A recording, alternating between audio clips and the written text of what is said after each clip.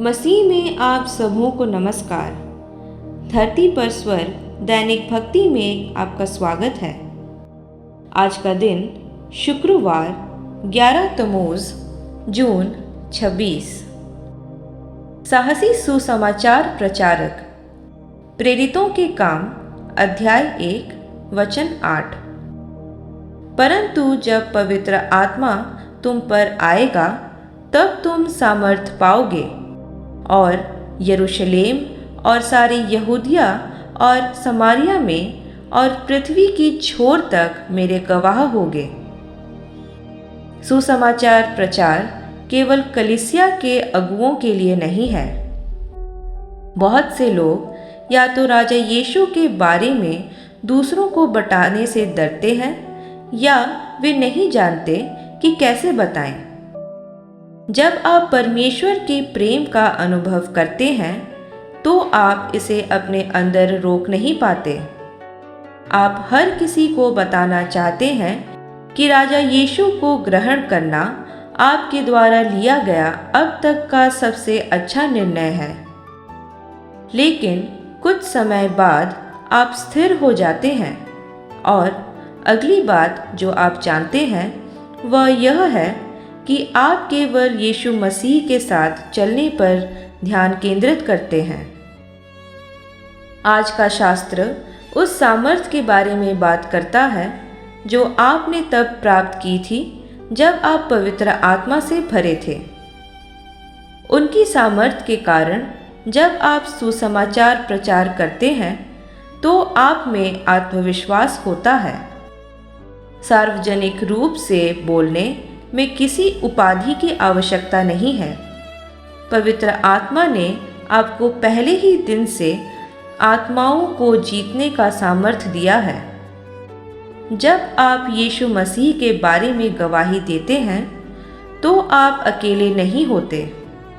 पवित्र आत्मा हमेशा आपके साथ रहकर आपका मार्गदर्शन करता है कि क्या करना है।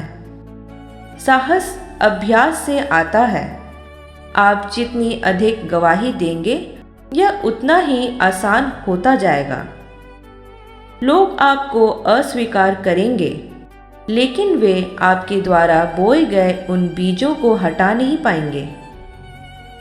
खोए हुए लोग यह विश्वास नहीं करते या नहीं जानते कि वे खोए हुए हैं। इसलिए आपको आत्माओं को जीतने के कार्य में दृढ़ रहना चाहिए।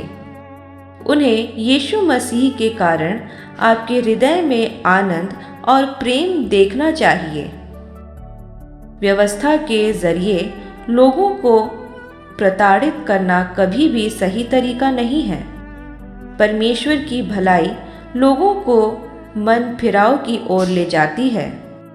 रोमियो अध्याय 2 वचन 4। शर्मीलेपन को झटक दें और परमेश्वर की सामर्थ्य को अपने भीतर काम करने दें। ऐसे लोग हैं जो यीशु मसीह को जाने बिना रोज मर रहे हैं। आत्माओं को जीतने का आपका जुनून बढ़ रहा है। यीशु मसीह पर अपना ध्यान बनाए रखें और आप अपने सुसमाचार प्रचार का फल देखेंगे। अब इस भविष्यवाणी की घोषणा को मेरे पीछे दोहराएं। मैं एक साहसी आत्मविजेता हूं। मेरे पास परमेश्वर की सामर्थ है जो मुझे होकर काम कर रही है। मेरी गवाही दूसरों को मसीह को अपना जीवन सौंपने में मदद करेगी। आज से मैं हर व्यक्ति को राजा यीशु के प्रेम के बारे में बताऊंगा। राजा यीशु की महिमा हो। आगे के अध्ययन के लिए आप पढ़ सकते हैं रोमियो अध्याय 1 वचन 16। यदि आप 365 दिनों की बाइबल पठन चुनौती में भाग ले रहे हैं तो आज के लिए आपका पाठ है लूका अध्याय 1 और 2।